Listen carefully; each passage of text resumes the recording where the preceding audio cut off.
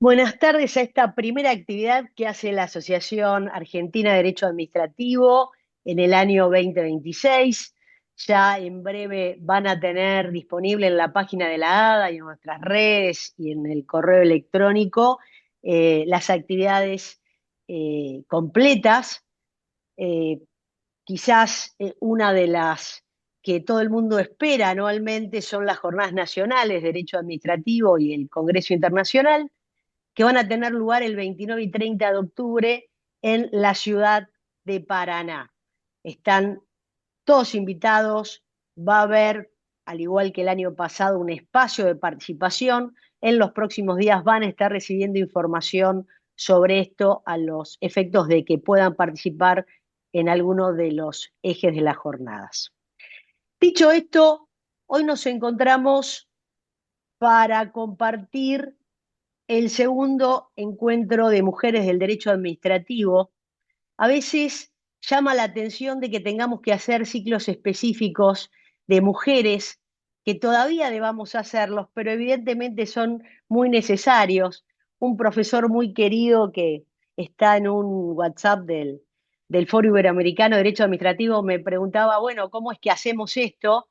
Y recién le contestaba que es una decisión institucional de la ADA generar estos espacios y por eso pueden llevarse a cabo.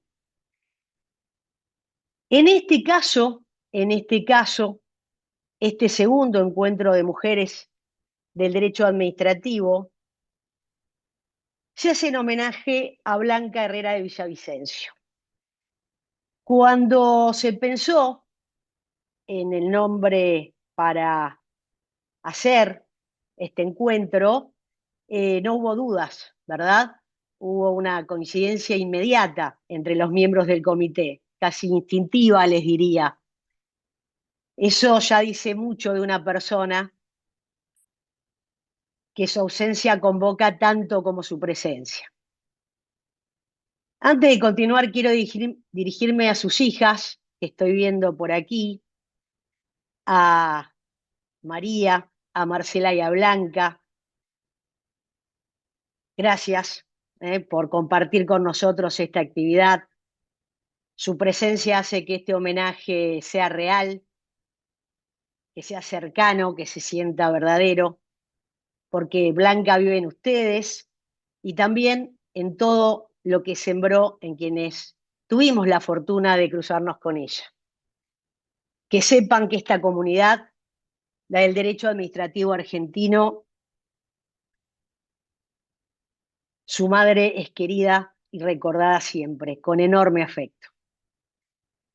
Blanquita, como todos le decimos, fue una mujer del derecho administrativo en el sentido más pleno de la expresión. No simplemente una jurista que se dedicó a esta rama del derecho, sino alguien que entendió el derecho administrativo como un instrumento al servicio de las personas, de la ciudadanía, del bien común. Y esa convicción, que el derecho público existe para proteger y no para oprimir, la sostuvo con coherencia a lo largo de toda su vida académica y profesional. Era de esas personas que tienen el don de hacer sentir a cada interlocutor que lo que dice importa. Escuchaba de verdad y enseñaba de la misma manera, no desde la altura del que sabe, sino desde la generosidad del que quiere que el otro también sepa. Desde el ADA tenemos el orgullo y también la responsabilidad de preservar su memoria, porque las asociaciones científicas no son solo espacios de producción académica, son también guardianas de una tradición, de una forma de entender y de ejercer el derecho. Y Blanca fue parte de esa tradición, de lo mejor de ella, lo sigue siendo todavía. Este segundo encuentro es en su homenaje y se ocupa de los desafíos del empleo público, un tema que ella también le apasionaba, como tantos otros temas que con mucha precisión, con mucha profundidad ella abordaba. Entendía que detrás de cada expediente había un ser humano, había una trayectoria, había derechos concretos. Y eso Blanca lo expresaba muy bien. Hoy quiero invitar a cada uno de los que estamos aquí a honrarla de la mejor manera posible, con el rigor de nuestras ideas, con la generosidad de nuestros intercambios y con la convicción de que las mujeres en el derecho administrativo tenemos mucho que decir, mucho que construir y mucho que transformar. Gracias, Blanca, por todo lo que nos legaste y nos seguís legando. Gracias por todo lo que nos dejaste. Y gracias a todos ustedes por estar compartiendo esta actividad con nosotros. Ahora le paso la palabra a quien es la artífice un poco de toda esta actividad, Pamela Tenreiro, nuestra querida jurista tucumana, ¿eh? que, que va a seguir desarrollando la actividad y va a presentar a nuestras expositoras de hoy. Muchas gracias, Analía. Buenas tardes a todos, sobre todo buenas tardes a María, a Marcela, y a Blanquita. Ya con lo que recién ha dicho Analía, ya me ha emocionado porque, bueno, saben que yo la quería mucho a Blanca y le extraño. Extraño cuando llamaba y decía Pame, y extraño las reuniones que hemos tenido en su casa, los té que nos organizaba y las lindas conversaciones que compartíamos junto a Anita de la Vega, que la quiero mencionar porque también era una entrañable amiga de Blanca. Hasta, como dijeron una de las chicas, la cuarta hija, la cuarta hija jurídica, y que ahora Anita está en un viaje en el exterior, pero si bien no se pudo conectar, ella está muy contenta de este encuentro, este segundo ciclo de Mujeres del Derecho Administrativo, que, como recién ha mencionado Analía, desde esta gestión fue creado el año pasado. Blanca estuvo presente en el año pasado el primer encuentro donde batimos distintos aspectos de la responsabilidad del Estado, nucleadas en el homenaje que le hicimos a María Graciela Reirís. Y Blanca estaba muy contenta de que se había generado este espacio, ese compromiso de esta nueva gestión de generar este espacio, y ella realizó aportes jurídicos muy valiosos. Y hoy Blanquita, desde el cielo, sigue presente en nuestros corazones como aquella tarde. Y el tributo que ahora le hacemos intenta ser lo más cálido y agradecido posible, a la altura de su nobleza, de su bondad y de su generosidad. Lo cierto es que era imposible no quererla, imposible no admirarla, porque Blanquita era un ser humano excepcional. Fue una bendición haberla conocido y haber compartido con ella. Fue una luchadora, se destacó por ser una profesional brillante, una académica incansable. Ella, oriunda de Salta, pero egresó en la Universidad Nacional de Tucumán como abogada, se doctoró por la Universidad Complutense de Madrid. Personificó la excelencia jurídica y la responsabilidad en todo lo que le tocó actuar. Ya sea en su ámbito docente, fue una profesora denodada tanto en el grado como en el posgrado, transmitiendo sus conocimientos con claridad, formó generaciones con su ejemplo de equidad. En los actos de gestión era comprometida, así llevó a cargo su tarea como directora de la Maestría de Derecho Administrativo en la Universidad Nacional de Tucumán, y por muchos años integró el comité ejecutivo de nuestra asociación. Lo mismo cuando le tocó ejercer la función pública, ya sea en el ámbito de la Fiscalía de Estado como relatora de la Corte Suprema de Justicia de la Nación. Y su pluma, sus ideas, también se plasmaron en la redacción de piezas fundamentales de la provincia, como fue el Código de Aguas, la Ley de Procedimiento Administrativo o el Código Procesal Administrativo. Y en una época donde las voces femeninas eran escasas en los altos estrados académicos y judiciales, Blanca se erigió como un pilar. abriendo un camino que hoy muchas de nosotras transitamos y como recién ha mencionado Analía, vamos a continuar su legado.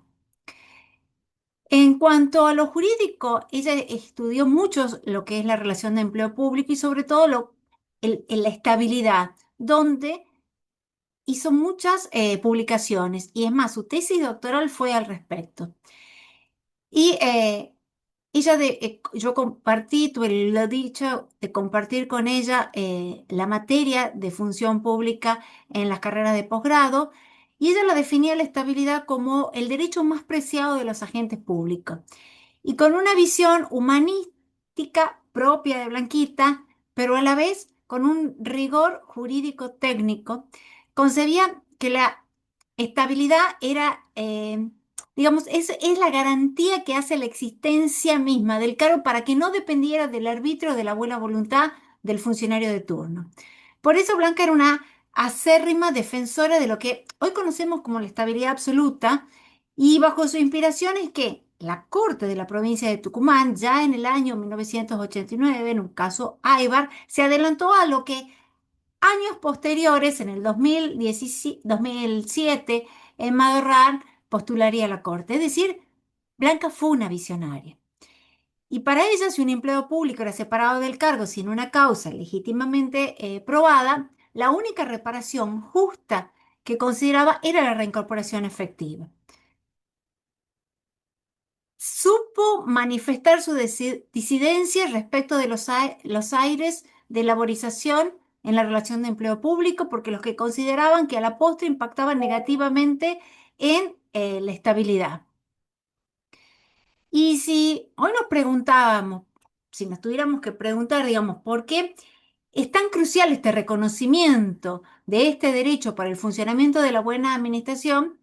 Blanca nos respondería con la convicción de erradicar el sistema pernicioso de los despojos, que hace que los cargos públicos terminen siendo como botines, porque lo que propugnaba era que a través de la estabilidad se garantizaba la imparcialidad y objetividad en el desempeño de los agentes.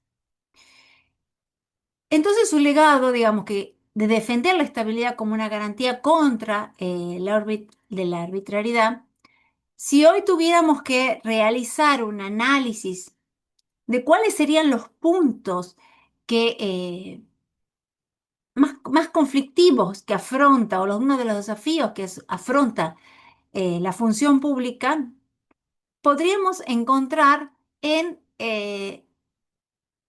la situación de los contratados, que en ocasiones están manifestados un abuso en el ejercicio de estas formas de no permanencia en estas contrataciones prolongadas, que hacen padecer situaciones de vulnerabilidad, de incertidumbre y que a la postre se traducen en un aumento en la litigiosidad y en definitiva terminan siendo los jueces quienes van a verificar en cada caso concreto si hay o no desviación de poder o si ha encubierto o no una designación permanente bajo la apariencia de estos contratos eh, por tiempo determinado. Y terminan aplicándose los parámetros de Sánchez, de Ramos y de Cerniler que todos conocen. Por eso quiero dejar solamente la inquietud como un disparador para pensar que desde la academia tenemos que pensar en esas medidas anticipatorias que den certeza a esta situación. Y creo que la certeza va a tener que venir con disposiciones normativas claras que refrenden el principio de la estabilidad de manera de blindar la norma constitucional y que se considere sin vacilaciones que la locación de servicios, los interinatos, los reemplazos y demás situaciones análogas deben responder a situaciones específicas, excepcionales, que no pueden ser cubiertas por personal permanente, de modo de evitar confusiones y vacilaciones que impacten negativamente a la buena administración.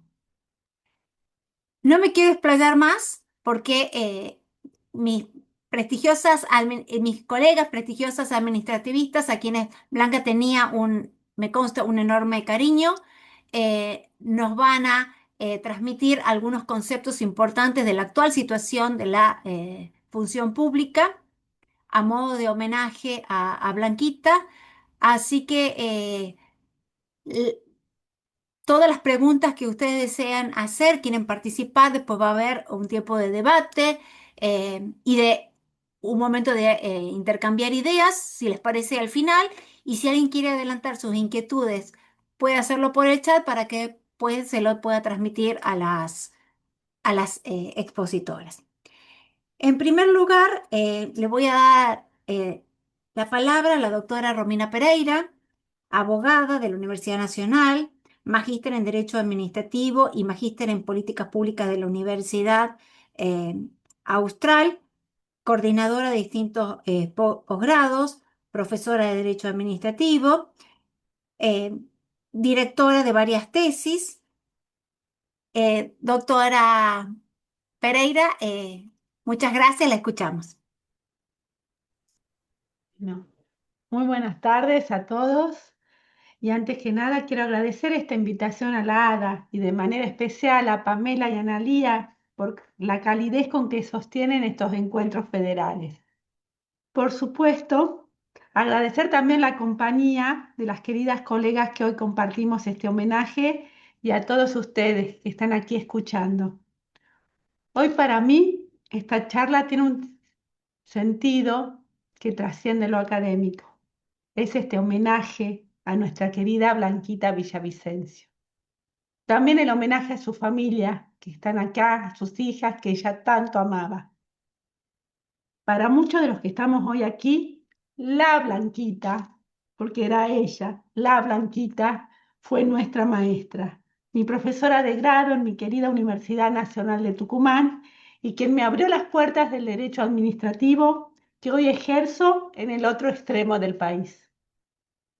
Con el paso de los años, ese vínculo de maestra y alumna se fue transformando y se convirtió en una gran amistad. Ella era vocación pura, una gran jurista y una académica rigurosa, pero sobre todo una gran persona.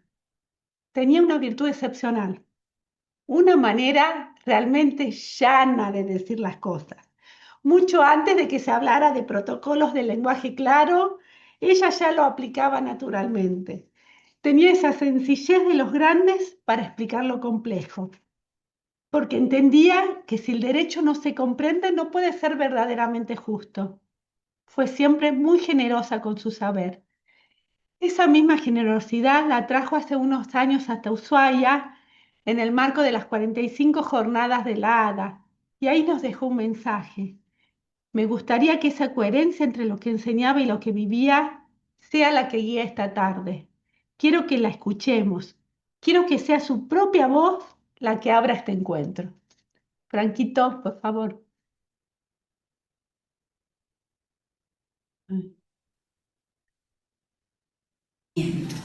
Agradecimiento, empecemos por la provincia que ha puesto los recursos para que esto se pueda hacer. Agradecimiento al presidente que indebidamente y solo empujado por la amistad y el cariño me ha puesto en esta función.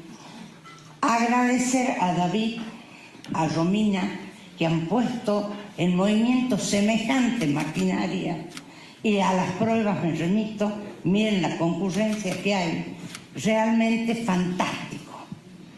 Agradecimiento también para los disertantes. Todos han traído su aporte.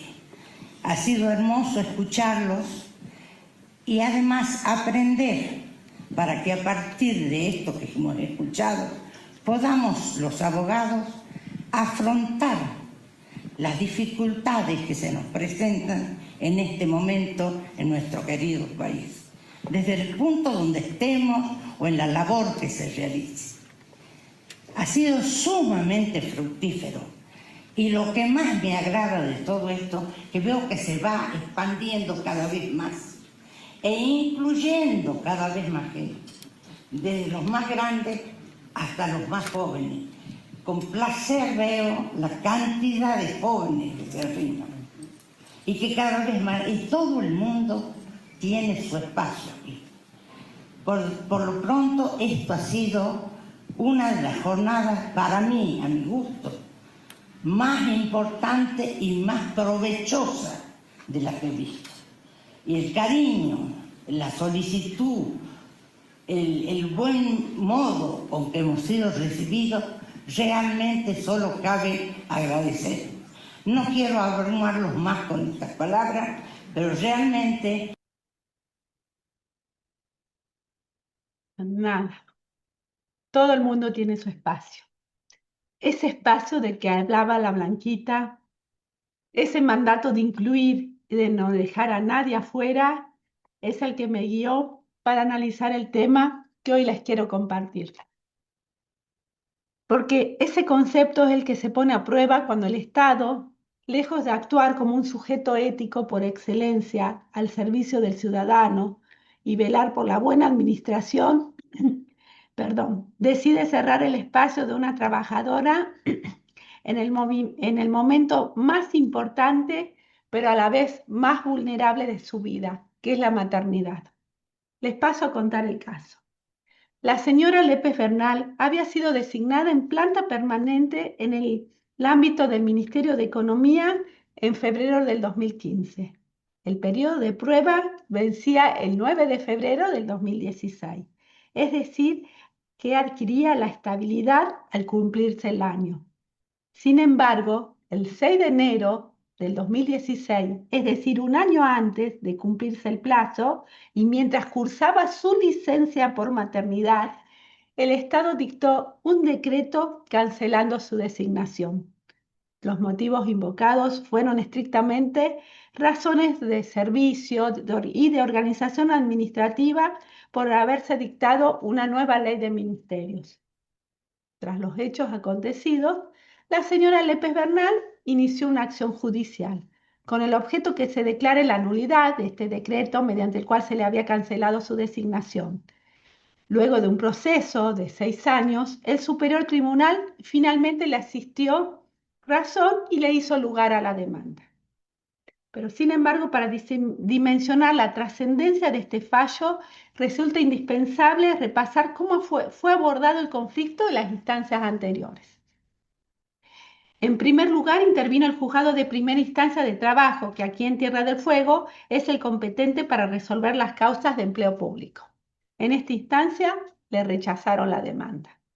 Los fundamentos fueron estrictamente formales. Sostuvieron que este decreto de cancelación no presentaba vicios de arbitrariedad, que la actora carecía de estabilidad y validó la prescindibilidad de los servicios como una facultad dentro de la potestad administrativa discrecional. Un punto técnico central de este fallo fue la consideración del objeto de la demanda.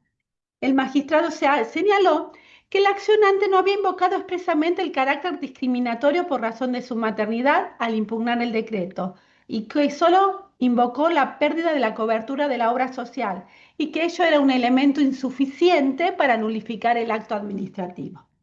Posteriormente, la Cámara confirmó lo resuelto por la sentencia de grado.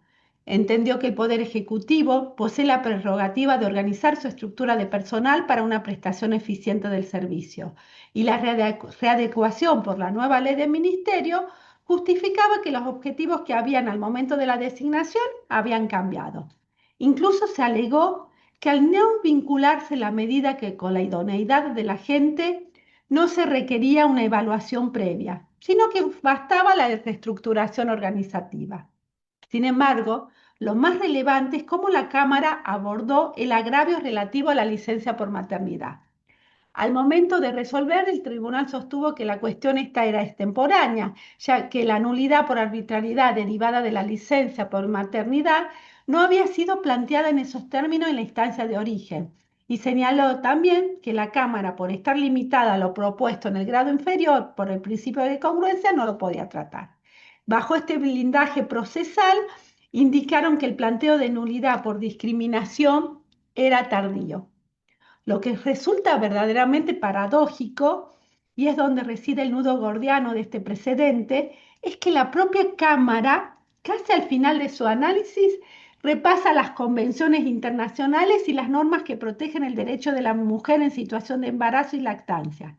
Reconoce su existencia, pero concluyen que no pueden ser aplicadas porque la actora no las invocó expresamente al interponer la demanda. Es decir, Se reconoció el derecho protectorio en el papel, pero se le negó operatividad por un tecnicismo procesal, dejando la protección de la maternidad supeditada a ese rigorismo formal. Luego llegó la causa al Superior Tribunal. Previo a continuar, quiero señalar que en Tierra del Fuego la relación de empleo público se rige por la Ley 22.140 y su artículo 10 establece que el personal adquiere la estabilidad al cumplir los 12 meses de servicio efectivo, siempre que satisfaga las condiciones que exige la reglamentación. Caso contrario, la designación puede ser cancelada. Ahora bien, lo central de la intervención del superior no fue desconocer esta normativa, sino señalar que su aplicación no ocurre en el vacío. El fallo es muy claro al remarcar que si bien la Administración posee la potestad legal para cancelar una designación en los términos de la Ley 22.140, esa atribución debe ser resignificada a la luz del bloque de constitucionalidad y convencionalidad. El fallo es categórico. Al cancelar la designación en los términos de la Ley 22.140 sin considerar el marco protectorio vigente, el acto administrativo es nulo de nulidad absoluta.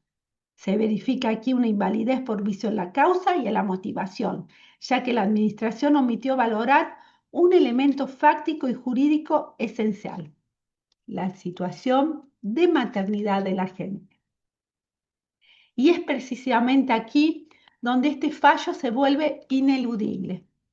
El tribunal nos recuerda que la Administración no actúa en el vacío. Su decisión debe integrar un plexo normativo que no puede ser ignorado. Ese conjunto de normas que el Poder Ejecutivo en ese momento desatendió. Ellas son, a nivel local, aquí en Tierra del Fuego, el artículo 17 de la Constitución Provincial, que impone el deber de asegurar las condiciones laborales que garanticen la protección integral de la madre y su función familiar. A nivel nacional, el artículo 75, inciso 23 de la Constitución Nacional, que ordena adoptar medidas de acción positiva para amparar a la mujer durante el embarazo y la lactancia. A nivel internacional, todo ese bloque de tratados como la Convención sobre la Eliminación de todas las formas de discriminación contra mujer, la Convención de Belém do Pará, el Pacto Internacional de Derechos Económicos, Sociales y Culturales y la Declaración Universal de Derechos Humanos. Todos estos instrumentos convergen en un principio rector: el derecho a cuidados especiales, la prohibición de discriminación por maternidad y la garantía de que el ejercicio de la maternidad nunca sea un motivo legítimo para la pérdida del empleo. Este plexo normativo establece que el ejercicio de las facultades administrativas, incluso aquellas de carácter discrecional, debe subordinarse al mandato de la tutela diferenciada que el Estado tiene el deber de garantizar. Ese extremo debió ser merituado por el Poder Ejecutivo al momento de dictar el acto cancelatorio, toda vez que la señora Lépez Bernal se hallaba bajo una protección constitucional reforzada. Bueno, a modo de cierre y después de haber analizado el recorrido judicial de este caso, surge una certeza que redefine nuestra labor en el derecho administrativo actual. En el marco del Estado constitucional, social y democrático de derecho, donde el Estado debe intervenir activamente para garantizar derechos fundamentales, igualdad de oportunidades, justicia social y democracia, la legalidad ya no es un fin en sí misma, sino un medio para proteger la dignidad humana. Como sostenía la Blanquita, todo el mundo tiene su espacio. Este fallo que vimos no solo anuló un acto administrativo, lo que hizo en definitiva es resignificar el poder en clave de derechos humanos. Y que este caso nos sirva de norte para entender que no hay administración eficiente si no es primero una administración profundamente humana y constitucionalmente responsable. Muchas gracias.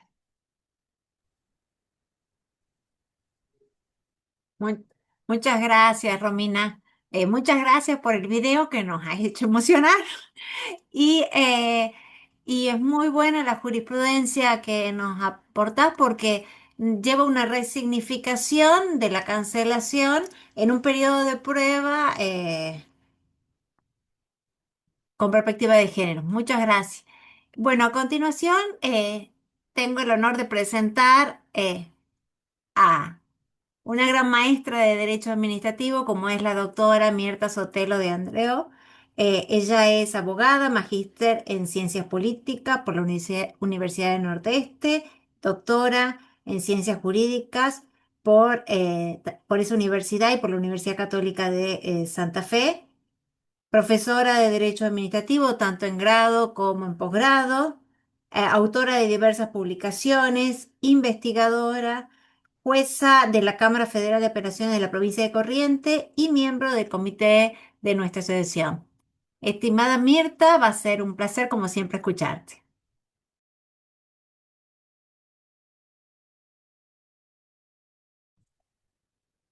Bien, buenas tardes a todos.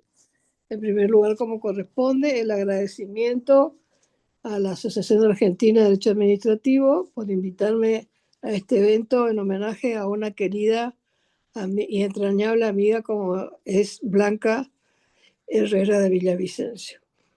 Y especialmente a Pamela, que ha sido la coordinadora y organizadora, quien nos ha dado un espacio dentro del evento de hoy.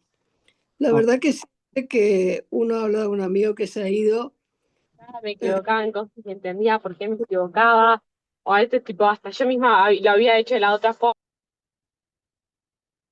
bien. Entonces lo que decía era que cuando uno está despidiendo a un amigo, realmente no puede dejar de sentir la tristeza del momento, sin perjuicio de tratar de llenarla, ¿no es cierto?, con otros sentimientos para poder superar este especial significado, sobre todo tratándose de una persona tan luchadora como fue Blanca. La verdad que el homenaje de Romina, muy emotivo, y escucharla a Blanca hablar, creo que a todos nos ha dejado bastante emocionados, digamos, ¿no? Blanca ha sido una luchadora toda su vida en todos los aspectos. En primer lugar, en la actividad académica, ella llegó al grado superior de doctora, pero no simplemente de doctora de la Universidad Complutense de Madrid, sino que fue una de las luchadoras para lograr la firma del convenio con la Universidad Nacional de Tucumán y que ese doctorado se dicte en la Argentina. Después ella trabajó, como decía Pamela en su reseña, ¿no es cierto?, tanto en el ámbito docente, de grado, de posgrado. Bueno, ahí tenemos una exalumna como Romina que le rinde su homenaje como docente. En el posgrado con la creación de la carrera, especialización en Derecho Administrativo, y también, ¿no es cierto?, se destacó dentro del ámbito judicial trabajando como secretaria en lo contencioso administrativo de la Corte Suprema de la provincia de Tucumán. Por otro lado, también alcanzó el tope máximo que se le puede dar a una mamá, como fue ella, jefa de familia, que llevó adelante a sus hijas con todo el amor, siempre donde iba, o si alguna la acompañaba o siempre se estaba acordando, ¿no es cierto?, de ella, las tenía permanentemente presentes. O sea, una mujer que ha completado las múltiples facetas que puede abarcar una mujer con la plenitud en todos los campos. La verdad, Blanquita, te extrañamos, te vamos a extrañar, pero siempre vas a estar presente en nuestro corazón por todo tu espíritu, tu lucha, tu amistad, tu generosidad y la forma de tratarle a los demás, que es lo más importante que hay en las relaciones humanas. El tema que nos ocupa hoy es el tema de la estabilidad del empleo público, de lo cual ya habló Pamela, así que voy a dar una visión de otra cuestión que me parece que es muy importante en esto también de la estabilidad, que ha sido, como decía Pamela, uno de los temas centrales de Blanca a lo largo de la vida, de sus distintas ponencias, exposiciones y conferencias. Una mujer que además llevó la Universidad Nacional de Tucumán a diversos espacios, en diversas provincias, diversos lugares, inclusive hasta España, ¿no es cierto?, ha llevado la representación de su universidad, peleando siempre por lograr, ¿no es cierto?, que se conozca el interior de la Argentina. Decía entonces que el tema que voy a tomar es un tema que me parece muy interesante hoy, que es el tema de la inteligencia artificial y la estabilidad del empleo público. La inteligencia artificial, que es, como sabemos, una tecnología que hoy está directamente presente y nadie la puede ignorar, o sea, está acá, se está desarrollando, está presente y no podemos decir, bueno, no la estudiemos, no la miremos, a ver qué pasa, no, porque está invadiendo directamente todos los campos de las relaciones humanas. Y en este campo del laboral, digamos, del empleo público, ha habido en principio, como siempre, una reacción negativa a todo cambio y transformación, sobre todo apuntando a ese temor o miedo de que la tecnología venga a reemplazar al ser humano, que se cierren los puestos de los empleos públicos y que todos sean reemplazados por los sistemas algorítmicos, las máquinas, los programas, los software, etcétera, las redes, y bueno, que ya un lugar muy vapuleado, muy cuestionado, sobre que los administrativistas nos hemos cansado de escribir, de hablar, ¿no es cierto?, a lo largo de la vida, en distintas épocas, en la época de emergencia, en las épocas comunes, en todas las épocas siempre ha sido una institución muy comprometida, muy golpeada, podríamos decir, el empleo público y sobre todo la estabilidad del empleado público, con transformaciones realmente que han hecho hasta desaparecer prácticamente el derecho a la estabilidad. Blanca hablaba con un gran sueño e ilusión de la estabilidad absoluta, cosa que en nuestro país nunca se aceptó, pero que, bueno, es una aspiración que se podría tener cuando se cumplen con todos los requisitos, sin perjuicio de que se pueda exigir la renovación periódica de la actualización de información de los agentes públicos para que acrediten siempre que están formados, que se siguen formando, que siguen actualizándose y no una vez que ingresan y rinden su primer concurso quedan estancos, ¿no es cierto?, en este trabajo. Esta inteligencia artificial viene a provocar un cambio trascendental y realmente en todos los aspectos podemos decir que es una herramienta útil, que es una herramienta que puede colaborar perfectamente con la actividad de la administración y se han demostrado en muchísimos ejemplos en los cuales se han aplicado programas como el de Prometea, hecho por nuestro querido amigo Juan Corbalán, y otros programas que se han implementado en el mundo, ¿no es cierto?, que han coayudado a mejorar la eficiencia, la velocidad y la certeza de las decisiones administrativas. Eso no implica que se quiera, que eso implica que desaparezcan las personas, muy por el contrario. Lo que está haciendo esta irrupción de la inteligencia es formular un desafío a los sujetos para que se transformen. Juan habla de la alfabetización, yo no sé si me animaría a decir una cosa tan fuerte, pero sí diría la formación, ¿no es cierto?, que tienen que tener los agentes para poder adaptarse a esta nueva tecnología y ocuparla y no evadir el problema o no evadir esta situación que se presenta, sino por el contrario, ser de armas tomar y ponerse a formarse e integrarse para ver cómo lo podemos llevar adelante y de qué forma podemos mejorar su uso.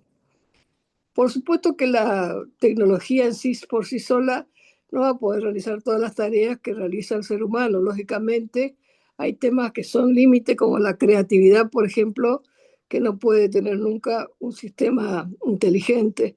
Tampoco hay otras cuestiones como la productividad, u otras cuestiones que tiene el sistema, ¿no es cierto?, donde está la persona, el ser humano, que tiene otra forma de ver, de organizar y de mejorar las cuestiones. Entonces, hay una relación entre lo que el hombre se forma, entiende y se adecua y transforma a estas nuevas tecnologías que irrumpen y, como digo, por más que tratemos de negar, ya están presentes hoy y no podemos evitarlo. Entonces, creo que este es un gran tema para estudiar, no hablarlo en 10 minutos como tenemos asignado acá, pero sí para estudiarlo en profundidad, porque tiene muchísimas aristas para trabajar. Tenemos no solamente la inteligencia en sí, sino todas las otras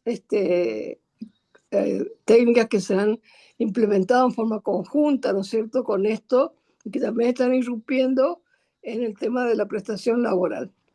Entonces, la propuesta es que siempre se trate de ir cambiando, adecuándose, transformándose. Fíjese que ha habido cambios de funciones, digamos, o de la visión tradicional del empleado público, que pasa de ser operario a ser diseñador, ¿no es cierto?, en este nuevo sistema, porque tiene que diseñar cómo va a ocupar la máquina, cómo va a ocupar los algoritmos, cómo va a cargar los datos. Tiene que ser a su vez eh, lograr el aumento de la productividad porque el sistema permite esto. Ahí, bueno, los que trabajan sobre este tema de forma específica han presentado estadísticas y números sobre la velocidad en resolver las cuestiones que pasaban de años a minutos. También tenemos el tema de los manejos de los procesadores que tienen que aprender los agentes públicos, o sea que la idea no es tener temor, esconderse, enojarse, criticar, sino la idea es adecuarse, transformarse y llevar hacia adelante un cambio que debe ir acorde con lo que se está produciendo en estos nuevos espacios que están apareciendo en el mundo. Lo más importante de todo esto es pensar siempre que el centro de cualquier decisión tiene que ser el hombre, o sea, el ser humano debe ser el centro para cualquier decisión. Si hay dudas, si uno tiene cualquier cuestión, tiene que pasar a pensar en el centro que es el hombre. Ahí Durán Martínez escribe sobre este tema de la importancia del hombre como centro, ¿no es cierto?, de todas las acciones administrativas. Y en este caso también esta herramienta debe ajustar su gestión al ser humano como centro. Ninguna decisión de la IA tiene que afectar la vida o los sistemas esenciales y deben aplicarse los principios que en general nosotros conocemos dentro del derecho administrativo, como la transparencia y la explicabilidad de lo que se resuelve a través de la IA, cómo lo resuelve, cómo son los procesos. Hay una reciente comunicación de la UNESCO en la cual ha aprobado justamente una serie de requisitos, entre estos que he mencionado recién: la transparencia, la aplicabilidad, la equidad y la no discriminación, de la que hablaba Romina en el aspecto del género, pero acá se refiere a la no discriminación en general. O sea que tenemos un desafío nuevo, tenemos un nuevo campo de trabajo, vuelve a sentirse afectado o amenazada la estabilidad del empleo público, pero lo importante no es tomar como este sentido de temor, sino con el sentido de salir a defender, aprender, formarse para seguir caminando. El empleo público es esencial en la función pública y no podemos dejar de pensar en cómo adecuarlo, mejorarlo y hacer de que las prestaciones que la administración le brinda a la comunidad sean cada vez mejores. Nada más y muchas gracias. Muchas gracias, Mirta. Has planteado un tema que es disruptivo. Como vos decís, hay que trabajar sobre el mismo porque la IA, como le dicen los chicos ahora, es una realidad y va a modificar la realidad. Así que, y seguramente también va a impactar en la relación de empleo público y como vos proponés, que tengamos una expectativa positiva. ¿M? A continuación, eh, Alejandra Petrella, eh, doctora en Derecho y Ciencias Sociales por la Universidad de Buenos Aires, fue directora de Asuntos Contenciosos en diversos ministerios y actual jueza de primera instancia en el Foro Contencioso Administrativo, Tributario y de Relaciones de Consumo de la Ciudad de Buenos Aires y miembro del Comité Académico de nuestra asociación. Tendrá el uso de la palabra, así que será un placer escucharte, Alejandra. Gracias por participar. Bueno, buenas tardes a todos. La verdad estoy eh, recién bajada de un avión casi y agradezco un montón. Yo pensé que esto me lo iba a perder porque no iba a estar, se cambió la fecha, apenas leí que iba a poder estar en la jornada, le pedí a Pamela especialmente que me hiciera un lugarcito, no para exponer demasiado, sino porque me parecía que no podía faltar. Digo, para mí es un gran orgullo haber formado parte de la ADA desde hace tantos, tantos años y haber tenido maestras y referentes como las que tuve, que además acompañaron mi camino en estos años. La verdad, y que nos sorprenden todo el tiempo, porque, por ejemplo, recién pensaba que Mirta eligió un tema tan novedoso, ¿no? Entonces, esta aptitud de no parar de sorprendernos, me parece que es lo que nos va dejando el legado. Para mí, Blanquita, además de haber sido una gran referente, fue una gran compañera a la que yo veía 2 veces por año, en las jornadas del Austral y en las jornadas de la ADA. Y siempre, desde hace muchos, muchos años, cuando yo era joven y era apenas una abogada del Estado, siempre tuvo una palabra de aliento, siempre tuvo un mensaje, un ratito para sentarse conmigo, para preguntarme cómo me iba, qué me pasaba, cómo estaba mi familia, para enseñarme cosas. A veces bastaba una palabra, algo que me dijera y me dejaba pensando. La verdad que yo la extraño muchísimo y voy a extrañar en cada jornada que no la vea, porque ella era una parte fundamental de la ADA. Creo que para todos los que integramos la ADA, Blanquita era la ADA.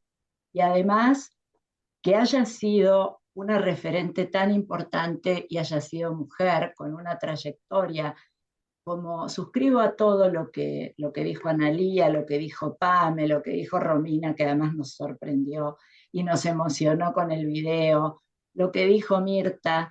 Creo que realmente todos estamos conmovidos y este homenaje es simplemente un ratito para que ella, donde esté, sepa que la recordamos, pero que la estamos recordando siempre y permanentemente.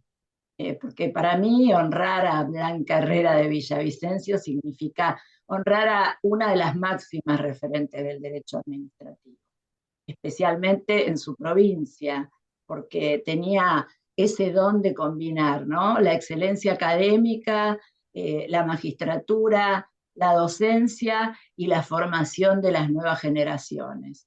Con muchísimos afectos, sé que ahí están sus hijas, era una madre dedicada porque siempre hablaba de ellas, se hacía acompañar por ellas, con una calidez que dejó una huella enorme en todos, en el círculo de amigos, conocidos, una amiga querida que sobre todo hacía mucho hincapié en la solidaridad.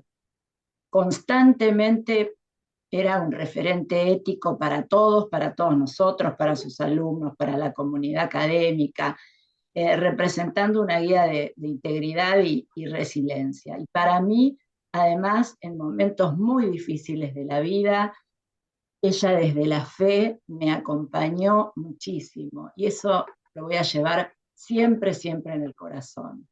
De su trayectoria, la verdad que hablar sería sumar demasiado, desde la maestría, autora, por ejemplo, de sus escritos sobre la ley del Estatuto del Empleado Público, la autonomía municipal, que todas, junto con su visión humanitaria del derecho, como decía, creo que Pamela, y la responsabilidad del Estado como concepto no solamente técnico, sino ético y garantía de justicia para el ciudadano, son no solamente referentes para todo el noroeste, sino creo que para todo el derecho argentino.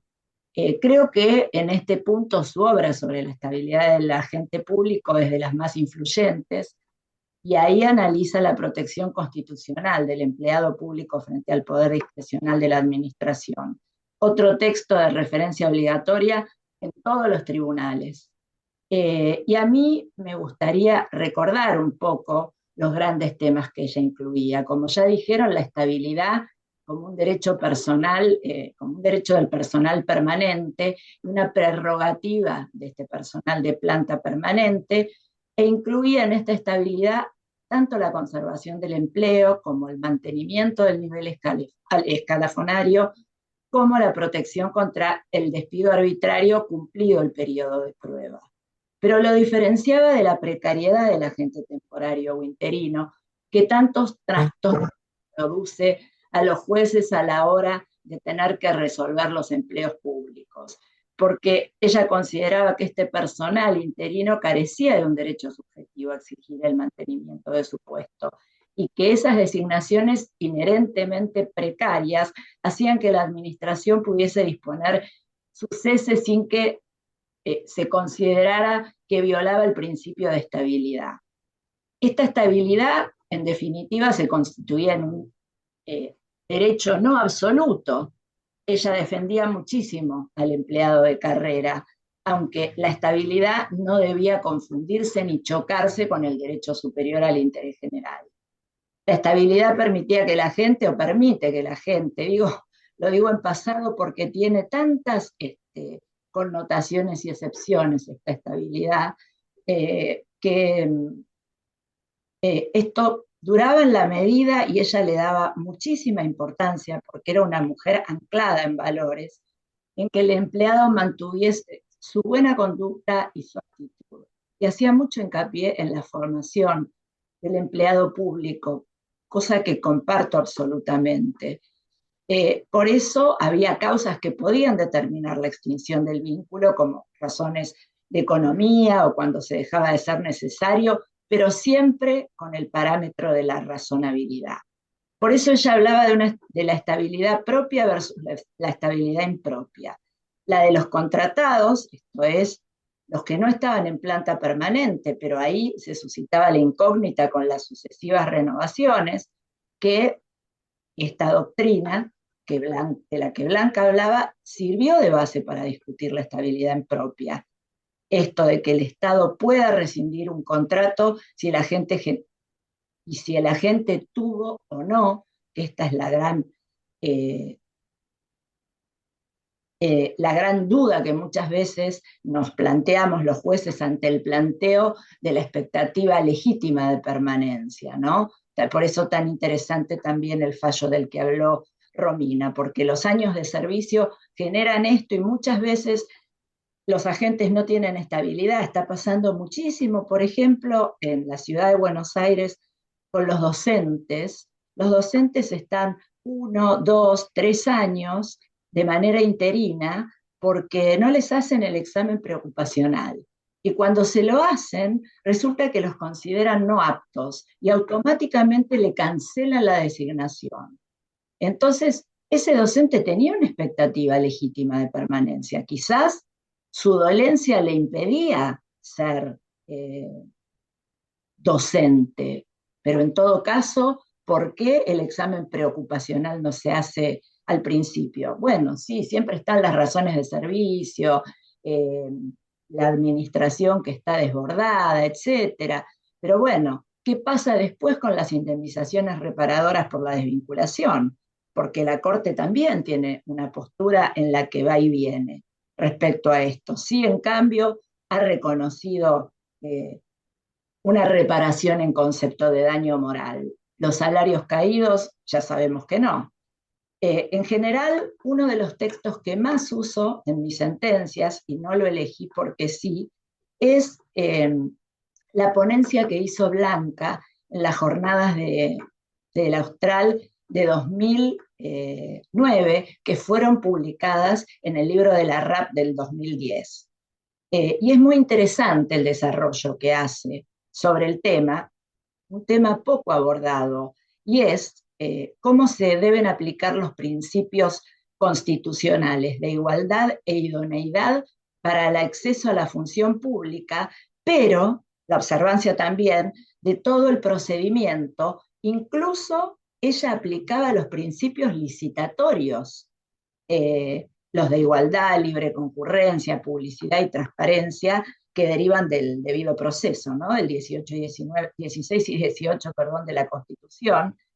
Y ella hablaba de un objetivo bifronte, que era preservar las garantías y el interés público.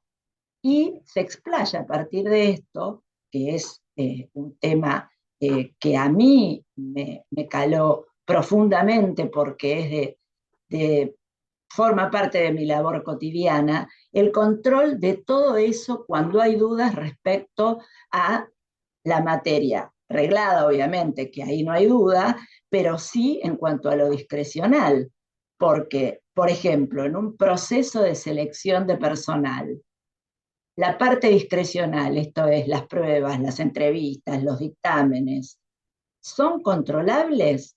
Y ella lo que decía es que en tanto su análisis y conclusión sean razonablemente fundados, porque si no, aún siendo discrecionales, son controlables judicialmente. Y sin lugar a dudas, los vicios de forma o de procedimiento en los que se incurran sí son controlables. Entonces, si bien no quiero ocupar mucho tiempo más, en tren de dejarlos pensando respecto a qué pensaría Blanca, elegí dos fallos de corte bastante recientes en los que la Corte vuelve a una postura restrictiva, en tanto reconoce las facultades de la Administración de modificar las condiciones laborales del empleo público, adhiriendo así a la teoría, a mi criterio, de una estabilidad impropia. Y quiero leerles dos párrafos de estos fallos y sus citas, porque me parece que consagran esta idea, esto que se viene debatiendo entre estabilidad propia e impropia. Dice la Corte, en este orden de ideas cabe señalar que la estabilidad reconocida al empleado público por la ley fundamental tiende a impedir la remoción arbitraria de funcionarios y empleados por motivos extraños al interés del público. Pero ello no les confiere un derecho absoluto que los coloque por encima del interés general y que obligue a mantenerlos en actividad aun cuando sus servicios dejen de ser necesarios, ya sea por supresión del cargo, por motivos de economía o por otras causas igualmente razonables y justificadas. Ello es así, máxime, cuando la Corte adhiere a un dictamen de la Procuradora Monti, donde dice que tiene reiteradamente dicho que los derechos y garantías reconocidos por la Constitución no son absolutos y están sujetos, en tanto no se los altere sustancialmente, a las leyes que reglamentan su ejercicio.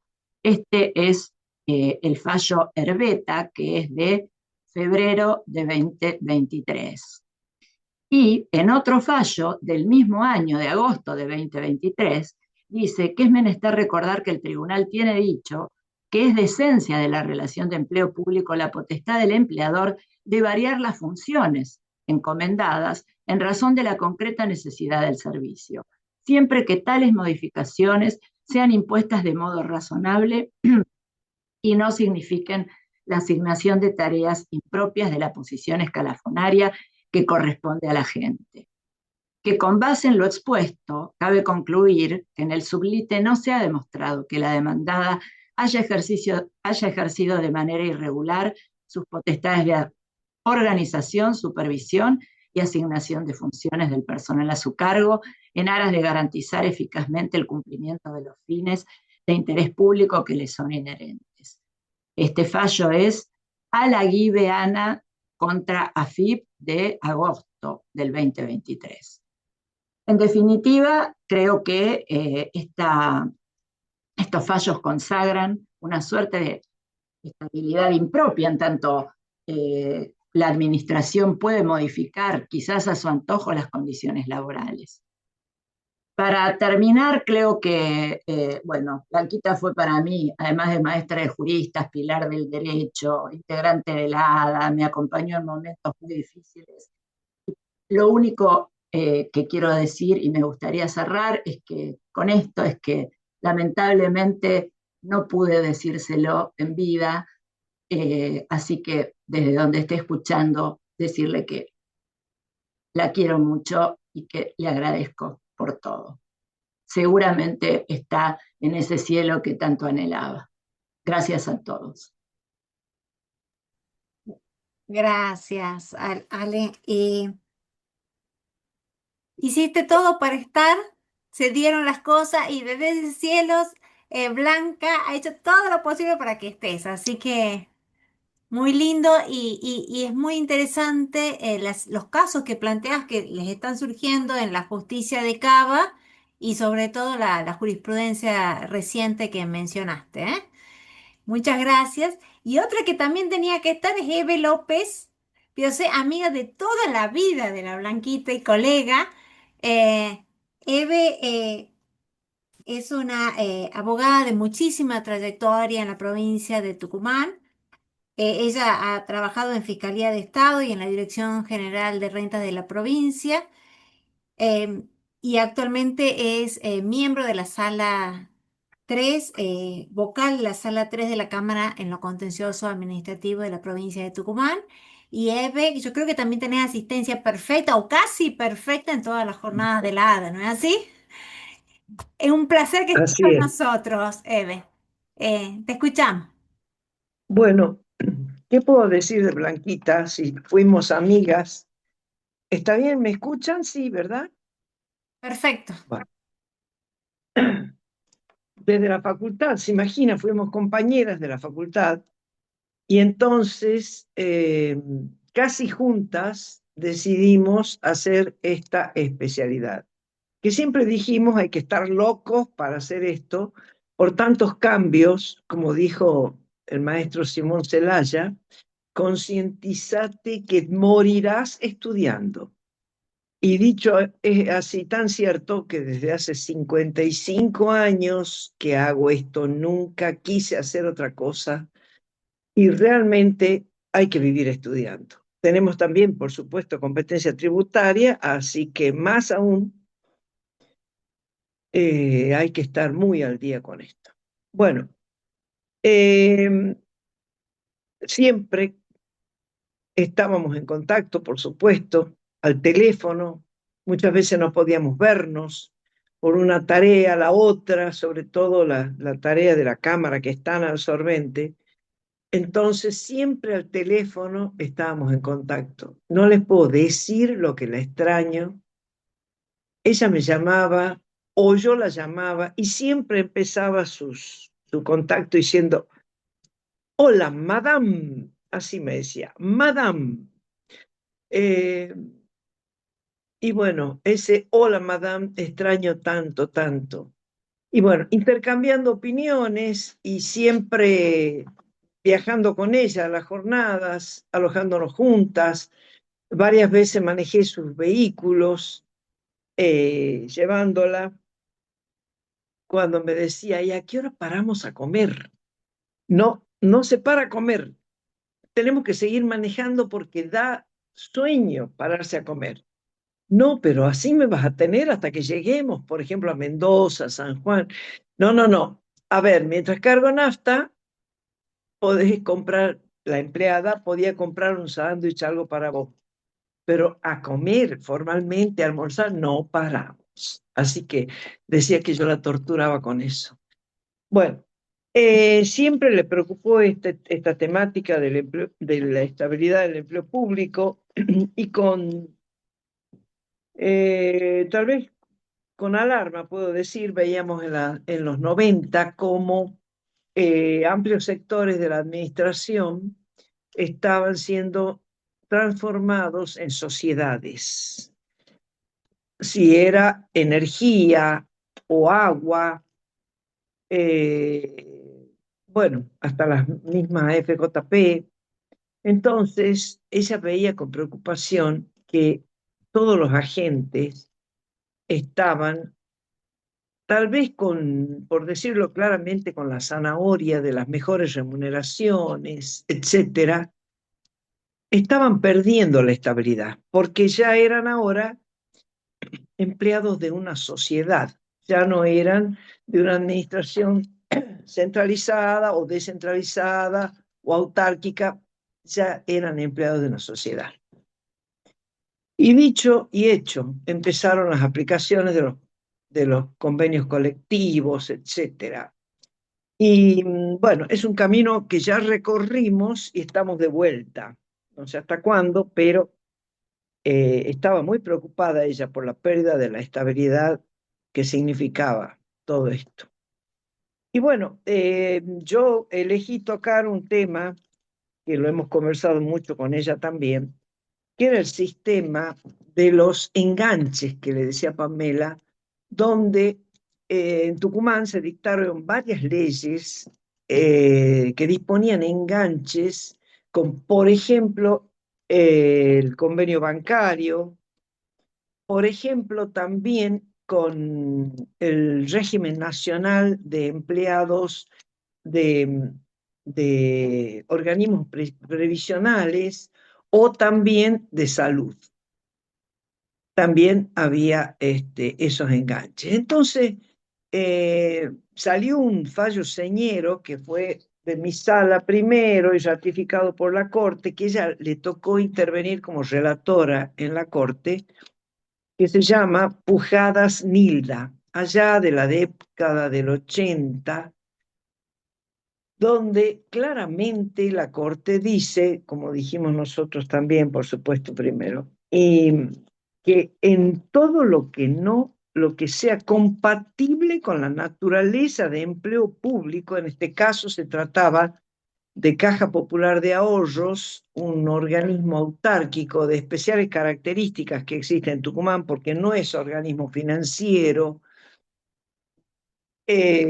administra el casino de la provincia, etc. Entonces, claramente quedó establecido ahí que en todo lo que sea compatible con la naturaleza de empleo público, se podía aplicar este articulado del convenio bancario, donde había situaciones novedosas, digamos, para el empleo público. Por ejemplo, tiene un artículo 26 famoso, no los quiero fatigar con los números de artículos, donde se establece que el interinato de cierto tiempo en determinado cargo superior se traduce inmediatamente en la titularización de la gente en ese cargo. Entonces, en varios casos se dijo, tanto mi sala como por supuesto la Corte después, que debía existir una designación de la gente, que estas promociones automáticas que tenía contemplado el convenio bancario no eran compatibles con la naturaleza del empleo público.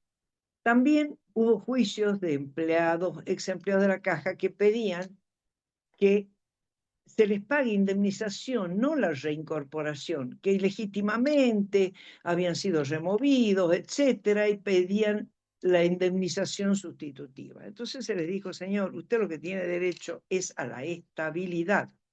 Usted en propiedad tenía y gozaba de estabilidad, entonces esto de la indemnización sustitutiva de la estabilidad no es compatible con la naturaleza del empleo público. Después había casos de rotación de personal. Debemos decir que muchos casos durante mucho tiempo, a veces más de un año, el personal estaba desempeñándose siempre en cargos de mayor jerarquía. Entonces, que se dicte la sentencia que le ordene a la administración que lo titularice en ese cargo, etcétera. Y lo cual, por supuesto, demandas que no progresaron. Un famoso caso Orellana, por ejemplo. Después también había con los casos de unos colegas, varios colegas, que era de mi sala, pero no me tocó intervenir a mí, y después la Corte lo ratificó también la sentencia de la sala 3, donde también ellos pretendían una titularización en funciones de mayor jerarquía dentro del servicio jurídico del organismo, también por aplicación de artículos del convenio bancario. Y por haberse desempeñado, otra vez volvemos a lo mismo, cierto tiempo en esos cargos. Tampoco prosperó esa demanda, eran varios abogados, me acuerdo, se llamaba Bestani el caso, y este caso ha sido del año 15. Y bueno, el último que tuvimos nosotros era Ismaín, que era del año 22. También ese quedó firme porque en la sala, no fue a la corte. También estaba interino y peticionaba que se le ordene a la Caja Popular de Ahorros que lo titularice como correspondía por aplicación del convenio, etc. Entonces, también veíamos con Blanca, hablábamos esto, y veíamos esta amenaza, digamos, a la estabilidad, donde la gente aceptaba estas situaciones, un poco lo que hacía referencia hace rato también Alejandra, aceptaba estas situaciones en la esperanza de la aplicación de esta normativa y ser titularizados en cargos de mayor jerarquía. En este último Ismaín, también pedía que se le ordene, ahí consistía la pretensión que se le ordene a la demandada que instrumente lo necesario para titularizar su interinato porque tenía derecho a ello. Tampoco prosperó la demanda y, repito, ese cargo quedó firme, no fue a la corte. Y también un caso del año 24, donde la corte, acá se pedía la nulidad de una rotación de personal que había hecho la Caja Popular porque entendía el actor que se lo había jerarquizado, etcétera, con eso. Y bueno, otra vez no tenía derecho a la permanencia en ese cargo por el mero transcurso del tiempo. Y a veces pedían que se cree la vacante para designarlos y titularizarlos. Menos aún. Así que todas esas demandas no prosperaron. También tuvimos demanda en la parte de salud y también respecto a los entes, al convenio del personal de previsional nacional. Nosotros acá teníamos el Instituto de Previsión y Seguridad Social, que era quien concedía las jubilaciones, etcétera, y también a cargo de quien estaba la obra social. Por supuesto, la provincia transfirió el sistema previsional a la nación allá por el año 96, así que toda facultad de conceder beneficios previsionales, salvo el sistema de los agentes de policía, ya no está en administración de este instituto, pero siempre existe reajustes, etc. Entonces, a lo largo del tiempo también se fueron dictando leyes para cortar con estas automáticas vinculaciones con normativas que exceden, sobre todo salariales, porque la provincia se empezó a dar cuenta que no podía pagar las grandes ventajas salariales que tenían algunos escalafones a nivel nacional. Entonces, hace poco se dictó un ordenamiento de leyes en la provincia, que está vigente, que no está vigente. Y entonces entendieron los empleados exprevisionales de que había resurgido una ley que estaba derogada porque este compendio nuevo la había colocado como vigente a la ley de enganche esta. Por supuesto, hubo presentaciones, etcétera. Legislativamente hablando, no fueron emisadas esas.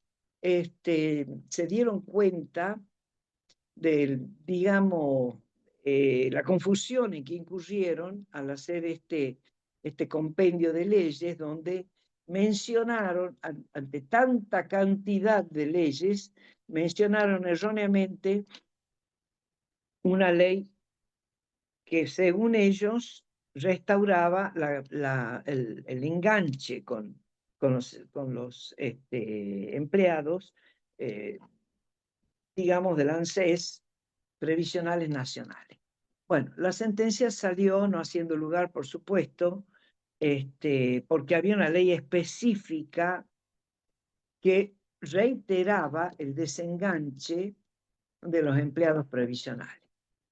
Así que bueno, este tema nos preocupaba porque veíamos de que muchos preceptos de los principios básicos del empleo público estaban siendo tergiversados, en fin, y repito, hasta presentarse peticionando se le liquide y se le pague la indemnización sustitutiva, que no se pretendía la reincorporación, se pretendía la declaración de nulidad del acto que terminaba el vínculo. Bueno, por supuesto se le dijo, si este acto fuera nulo, cosa que no se encontró nulo, la consecuencia legal lógica es que se reincorpore a la gente y no que se aplique esta normativa de la indemnización sustitutiva o la indemnización sustitutiva de preaviso, etcétera, todas estas principios del derecho privado que no hay caso, no calzan de ninguna manera lo que es el empleo público. Así que bueno, les repito, ese caso señero que le tocó participar a Blanquita como relatora, Pujadas Nilda, caso de Caja Popular también, desde entonces sentó esas bases y a partir de ahí toda la jurisprudencia de la Corte también, no hay ningún fallo discordante acerca de eso. Siempre aparecen demandas con algún touch novedoso, pero no hubo ni la Corte ni la Cámara, sobre todo mi sala, en otra puede haber habido, no sé, una interpretación distinta. Bueno, muchas gracias por la invitación, muchas gracias por escucharme estas breves reflexiones, pero realmente fue un tema que nos preocupó mucho con Blanca, estos enganches que eran como el dorado para el empleo público y resulta que yendo a la realidad de las cosas eran un espejismo.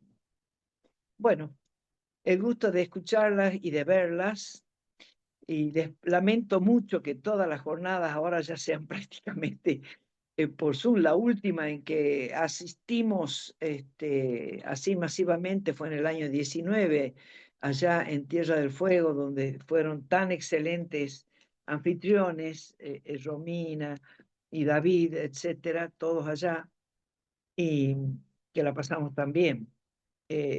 Hasta había ese curso en la Austral el año pasado que asistí presurosa y no se realizó noviembre del año pasado, en septiembre del año pasado. En fin, bueno, el Muchas gusto de escucharlas y de gracias. verlas. Muchas gracias, Eve, por compartirnos el testimonio de la amistad que tenías con Blanquita y la preocupación mutua por mantener la buena doctrina en materia de empleo público. Y prepárate y prepárense todos porque va a haber jornadas presenciales este año en Paraná, las jornadas anuales, perdón, que van a ser el 29 y 30 de octubre. ¿Ah? Muy Así buena que allá noticia. vamos, Eve, ¿eh? Muy bien, muy bien. A vernos de nuevo. A A vernos vernos de de nuevo. nuevo. Sí, sí. Bueno, y tengo ahora En el placer, persona. en último término, va a hacer uso de la palabra la doctora María Milagros Bordas. Ella es abogada por la Facultad de Derecho de la Universidad Nacional del Litoral, especialista en Derecho Administrativo por la misma casa, está maestreando en Derecho Administrativo, ha sido coordinadora del Foro de Jóvenes Administrativistas y actualmente integra también el comité ejecutivo de la ADA. Querida Milagros, te escuchamos. Buenas tardes a todos. En primer lugar, gracias a la ADA de la cual formo parte, por la invitación, a Pamela especialmente por convocarnos para homenajear a Blanca. Y gracias a Blanca también, porque por todo lo que ha sembrado, hoy estamos acá presentes. Blanca fue una persona que quiso mucho a la ADA y que trabajó mucho también por ADA. Eh, Siempre me escribía cuando por ahí había reuniones de comité. Yo no formaba parte del comité, pero siempre estaba a cargo, estaba ya en ese momento a cargo del Forjad. Mi papá estaba a cargo de la asociación en algún momento y ella siempre, incansablemente, su querer participar y estar en todo. No había reunión de comité a la que faltara. Yo sabía que el día de la reunión de comité tenía el mensaje de Blanquita que decía: querida Milagritos, espero que no me declares persona no grata. Por favor, volveme a pasar el link para poder ingresar a la reunión. Era una persona que siempre hacía todo lo posible para estar. Todos sabemos por ahí de sus dificultades físicas para poder movilizarse, y ella siempre estaba presente en la jornada. Y ella llegaba y se sentaba, y era la primera que llegaba, la última que se iba. Y eso también es formación para los que crecimos y desde chicos nos incorporamos a la ADA, en mi caso desde siendo estudiante en la facultad. Ver a personas como ella, como Mirta, como la doctora Engarle Peñé, acá en mi Santa Fe, que son mujeres que han sabido abrir caminos en tiempos que no son los actuales, en tiempos donde era distinto. Hoy es como que nos dejaron un camino abierto y nos lo hicieron bastante más sencillo. Así que bueno, mi homenaje a ella en ese sentido, y en haberla visto siempre una persona tan gustosa de querer participar, como les decía, una persona que siempre trabajó mucho por la ADA y que estuvo presente en la ADA en momentos en que la ADA estuvo complicada, así como varios de los que están acá presentes, en momentos que la ADA estaba complicada, ella escribía, ella hacía aportes económicos para poder solventar gastos corrientes que la ADA tenía y que no se podían saldar. Fue una persona que siempre estuvo presente, que también puso, o sea, que fue una persona activa en búsqueda de, el crecimiento del derecho administrativo. Cuando Pamela me escribió y me dijo que el tema, obviamente por la cuestión de que su tesis doctoral era el empleo público, yo, en razón de mi actividad, la desenvuelvo dentro del organismo de control de la provincia de Santa Fe, en el Tribunal de Cuentas de la provincia de Santa Fe. Lo relacioné y le dije a Pamela: ¿te parecerá muy tirado de los pelos? Le digo, si yo lo relaciono no con por el lado de los derechos de los empleados públicos, sino con el lado de las responsabilidades también. No, me dice Pamela, me parece bien. Incluso de luego me pasó un artículo de Blanca que había escrito sobre el tema que me gustaría tratar, que es la responsabilidad patrimonial de los empleados y de los funcionarios públicos. Y con unas palabras de ella en una disertación que había hecho en unas jornadas, voy a terminar. Resolví, como les digo, entonces hablar de la responsabilidad patrimonial de los empleados y de los funcionarios, el daño que ellos pueden producirle al patrimonio del Estado. En este caso, el damnificado directo es el patrimonio del Estado, y es el que sufre el actuar irregular de alguno de sus dependientes. En el caso de mi provincia, en la provincia de Santa Fe, la responsabilidad y el marco normativo para llevar adelante la aplicación de esta responsabilidad está dado por la ley 12.510, que es la Ley de Administración, Eficiencia y Control del Estado,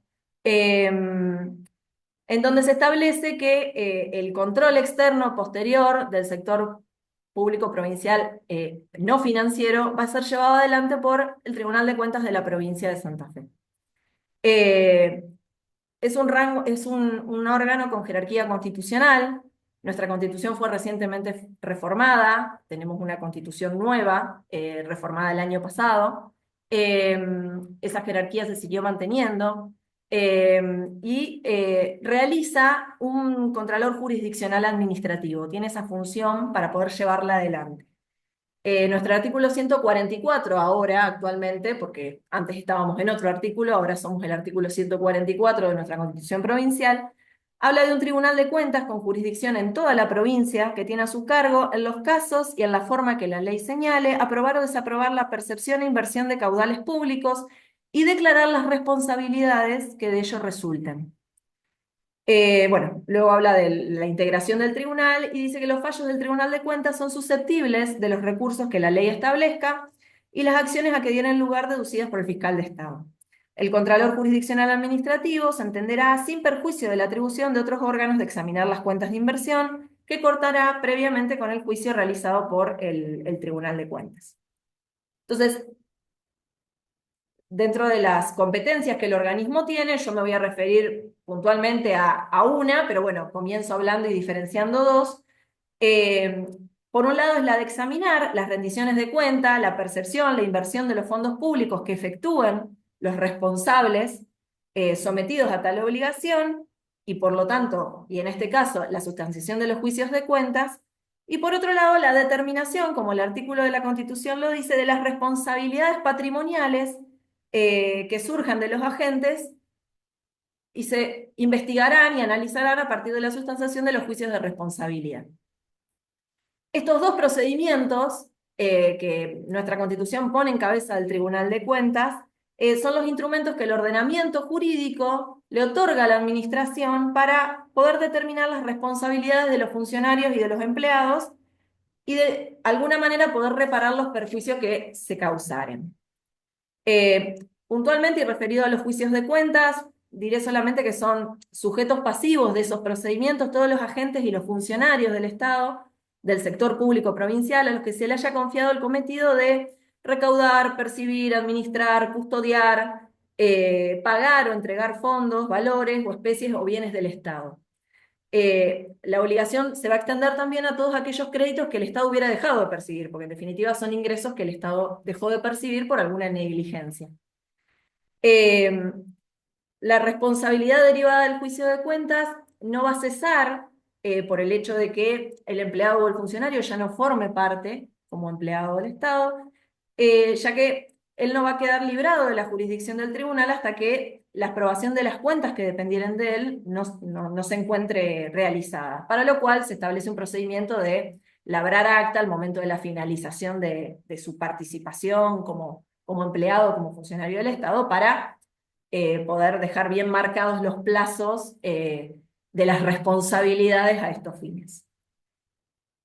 Y como les decía, fundamentalmente a lo que quería referirme era la responsabilidad de tipo patrimonial, que es la que se investiga a partir del juicio de responsabilidad, que es competencia del Tribunal de Cuentas a partir del artículo 226 de esta ley 12.510 que le digo, la cual establece que los agentes y funcionarios de la administración pública provincial que por actos, hechos u omisiones o en violación de normas que regulan la gestión hacendal causaren un perjuicio para el patrimonio estatal, dan lugar al juicio de responsabilidad administrativa que llevará adelante el Tribunal de Cuentas de la provincia. El objeto del juicio de responsabilidad es determinar la existencia o no de un perjuicio para el patrimonio del Estado.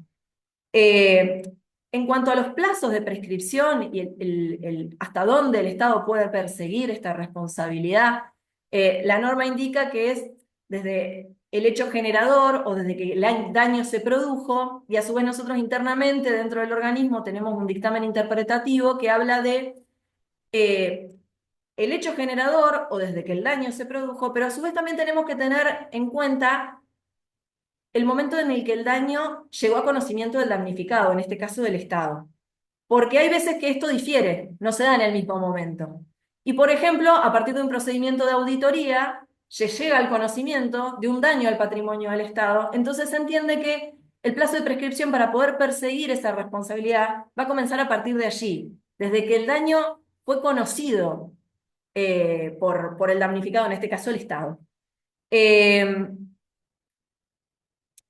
El procedimiento que tenemos reglado nosotros, hay una norma reglamentaria interna del organismo que reglamenta los artículos de esta ley, que es una resolución del Tribunal de Cuentas, que es la 241 del año 21, que establece cómo se llevará adelante el procedimiento, inicia con un sumario que se puede hacer en conjunto o no con la jurisdicción a la que pertenezca el empleado al cual se le va a llevar adelante la investigación. Al tribunal no lo condiciona el hecho de que la jurisdicción lleve adelante o no un sumario, las responsabilidades que se investigarían serían distintas, el objeto de la investigación es distinto. Pueden actuar de forma conjunta y a su vez la jurisdicción ya resolver si existió o no una responsabilidad de tipo disciplinaria, o puede ser que no. Y el tribunal puede, incluso de oficio, llevar adelante el inicio del juicio de responsabilidad, impulsarlo y llegar a la conclusión o no de si existió esa responsabilidad patrimonial por parte del empleado o del funcionario. La responsabilidad que aquí se investiga es una responsabilidad de tipo patrimonial, o sea, el bien jurídico que se protege, el procedimiento que se lleva adelante y los encargados de llevar adelante el procedimiento difieren de otros tipos de responsabilidades. En el juicio de responsabilidad, entonces, como les decía, comienza con la instrucción de un sumario, investigación que es llevada adelante por un abogado miembro del área jurídica del organismo, que es designado por el fiscal jurídico, llevará adelante la instrucción de este sumario. El objeto es determinar la existencia o no de este daño al patrimonio del Estado, identificar quiénes fueron los presuntos responsables o los responsables de los hechos, determinar la cuantía del daño que se le produjo al patrimonio del Estado y, en su caso, condenar a el pago, a la devolución del daño que se produjo. Finalizado el procedimiento investigativo y la etapa investigativa, el instructor, el responsable, debe elevar un informe, un dictamen, estableciendo cuáles serían sus conclusiones, obviamente un dictamen con la evaluación de todo lo investigado y lo hecho a lo largo de la etapa sumarial, y deberá resolver o recomendarle a la sala del tribunal el dictado de o el archivo de las actuaciones o el emplazamiento para compelerlo directamente al empleado a que establezca su defensa o realice la devolución correspondiente, o incluso puede pedir hasta la ampliación. El sumario se puede prolongar hasta por 120 días, pero incluso se puede pedir una prórroga, o sea, inicialmente dura 60 días, se puede pedir una prórroga por 60 días más, pero ya más de 120 días es el plazo límite que la norma establece, por lo tanto, más allá de ello, lo que puede solicitar es una ampliación, para lo cual la resolución de sala que así lo establezca tiene que específicamente indicar cuál es el objeto de la ampliación, o sea, para qué quiero obtener esa ampliación a los efectos de continuar con la investigación sumaria. Finalizado el procedimiento y resuelta la condena, dentro de los 10 días de notificada la resolución condenatoria, si no se satisface el cargo por el que se condenara al responsable, se van a librar directamente las actuaciones al ámbito de Fiscalía de Estado para que se ejecute judicialmente. Se plantea también la opción de que pueda darse que en el ámbito, o a lo largo del procedimiento sumarial, se llegue a la conclusión de que no existió un daño, pero sí de que existieron procedimientos irregulares. Y acá también se encuentra regulada dentro del ámbito del organismo la posibilidad de una potestad sancionatoria que tiene el órgano, de poder imponer multas. No hubo daño, pero sí hubo procedimientos irregulares, y procedimientos que no estuvieron de acuerdo a las normas y no se hicieron correctamente. Entonces, tiene una potestad sancionatoria el organismo de poder imponer multas frente a determinadas circunstancias que salgan a la luz en esta etapa investigativa. Y en el caso que a su vez, a lo largo de esta investigación, se comprobara la existencia de un delito, el tribunal tiene la obligación de poner en conocimiento, o sea, de realizar la denuncia correspondiente en el ámbito judicial y a su vez de poner en conocimiento de esto al fiscal de Estado de la provincia y enviarle a su vez los antecedentes de todo lo que hubiera investigado. El juicio de responsabilidad se puede iniciar antes de la rendición de cuentas, durante el procedimiento de rendición de cuentas o una vez finalizado el procedimiento de rendición de cuentas. Porque como les decía, lo que se investiga es distinto. Y la cuenta, cuando se juzga y cuando se analiza, se hace en abstracto. Y en el marco del juicio de responsabilidad lo que estamos investigando son hechos. Entonces, nuestra norma lo dice, y la ley también lo plantea, que esta responsabilidad puede ser evaluada en estas distintas etapas, antes, durante y una vez incluso finalizada el examen de las cuentas. Posibilidades recursivas frente a las resoluciones dictadas por el organismo, En el caso de la resolución condenatoria que dicta la sala, el tribunal se encuentra dividido en dos salas, la sala 1 y la sala 2, posibilidad de interponer recurso de revocatoria contra la sala que dictó la condena, incluso también el recurso de apelación, que tiene que ser fundado en el mismo momento, la apelación no puede ser en subsidio.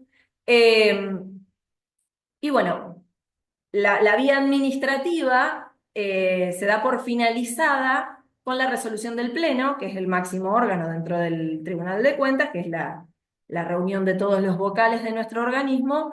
De esa forma se agota la vía administrativa y queda habilitada ya la vía para recurrir a la etapa judicial en la vía contenciosa administrativa de nuestra provincia. Conclusiones. Y leyendo el artículo de Blanquita referido a la responsabilidad patrimonial que ella expuso en unas jornadas de la UTRAL, creo que Pamela me había dicho año 2007 y que salió publicado en una revista en el año 2008. El Tribunal de Cuentas es un órgano en mi provincia con jerarquía constitucional, jerarquía que le otorga nuestra Constitución del 62 y que mantuvo la Constitución que se reformara el año pasado. Cuenta con la independencia necesaria para llevar adelante el ejercicio de una importante función que es el control. La responsabilidad juzgada por el Tribunal de Cuentas es un órgano integrado por funcionarios con conocimientos específicos y capacitados, idóneos por lo tanto en la materia, con amplias facultades de investigación como las que les planteaba para llevar adelante el control. La regulación de los juicios de cuenta y de los juicios de responsabilidad en nuestra ley 12.510 y con todas las reglamentaciones que fui mencionando, garantiza el debido proceso y el ejercicio del derecho de defensa. Y se encuentra garantizado, a su vez, una vez finalizada la actuación del tribunal, el poder acceder a la instancia judicial para que también se revise lo que el órgano resolvió. Leyendo ese artículo de Blanquita que les mencionaba, y que Pamela cariñosamente me hiciera llegar la semana pasada, cuando le comenté sobre lo que iba a hablar, no solo me permitió conocer la similitud del funcionamiento del órgano del Tribunal de Cuentas de la provincia de Tucumán con el Tribunal de Cuentas de mi provincia, sino también me sirvió para, a pesar del paso de los años, porque les estoy hablando de un artículo del año 2007, y estamos ya transitando el 2026, y al leer el análisis de situación que Blanquita planteaba en el principio de su artículo, ver que lamentablemente no ha quedado para nada desactualizado, y creo que como ella planteaba en ese artículo, debemos continuar exigiendo la calidad de las instituciones, el cuidado del patrimonio estatal, la idoneidad de las personas que trabajan dentro de la administración, la honorabilidad por formar parte del Estado y trabajar desde el Estado, y la responsabilidad de los funcionarios y de los empleados. En palabras de esta cariñosa mujer, que siempre nos alentó a participar, yo recordaba que una de las primeras jornadas que diserté fue en su provincia, fue en Tucumán. Nos invitó a su provincia en muchas oportunidades y nos visitó también en Miss Santa Fe en muchas oportunidades. Continúa siendo actual lo que ella planteaba de la necesidad de hacer efectiva la responsabilidad patrimonial de los agentes públicos, no solo para evitar que la comunidad cargue con los daños producidos por estos, sino también para ejemplificar y desalentar el acceso de personas sin idoneidad, deshonestas o simplemente desaprensivas con el manejo de los bienes públicos. Muchas gracias.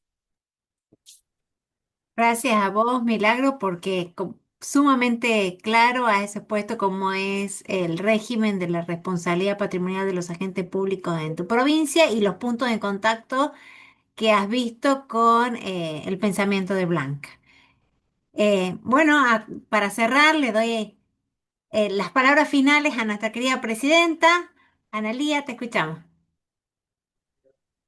Bueno, gente, no mucho más que decir, que agregar, porque realmente todo lo que pasó hoy representa lo que todos nosotros pensamos y sentimos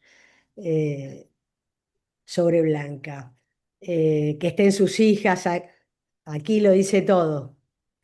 Así que nada más que agradecerle a las panelistas y a todos los que participaron de este evento. Eh, Me resta, bueno, preguntarle si alguna de sus hijas quiere decir algo. ¿Están felices con este encuentro? Al menos pudimos abrazar el espíritu de Blanquita y traerlo a esta actividad que se armó con mucho afecto. Simplemente para cerrar, ya como les dije al principio, les vamos a comunicar el resto de las actividades del año e invitados todos y todas a la actividad de la Jornada Nacional y el Congreso Internacional de Derecho Administrativo. Este año la ADA cumple 50 años y nos vamos a encontrar presencialmente en la ciudad de Paraná. Así que hasta prontito.